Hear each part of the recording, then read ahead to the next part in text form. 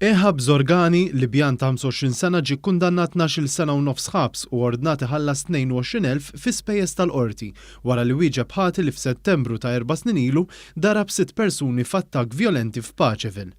Il-Libjan li meta seħħ il-każ kellu 22 sena tressaq il-qorti l-għada tal-aggressjoni u ġie mixli bi 11 l-akkuża fosthom b'attentat taqtil lill-Olandiż Anton van der Heide u Libjan ieħor Hadi Salah.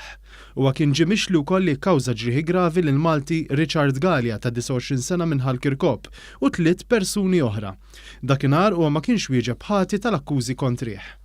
Il-każ kien seħħ kmien il-ħadd tal-ħabta tal-4 ta' filgħodu fit-triq San George f'Paċeville, meta Zorgani li kien armat b'mus allegatament kellu xi jgħid ma' Libjan Hadi Salan u taħ daqqiet ta' sikina f'ġismu.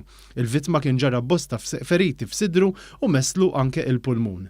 Ingħad li l-persuni l-oħra li ndarbu nsertaw kienu mexxin mit-triq fejn il-Libjan beda jxejjer il-mus fid-direzzjoni ta' kull min ġie qudiemu.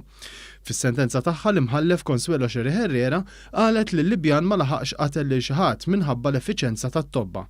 U nstab ħati wkoll ta' attentat taqtil li darab gravi lill-Olandiż u li għamillu feriti permanenti f'wiċċu u li kellu sikkina mingħajr liċenzja tal-Pulizija. Il-prosekuzzjoni f'dan il-każ tmexxiet mill-Ispettur Xavier Baldacchino mid-Dipartiment tal-Investigazzjonijiet Kriminali.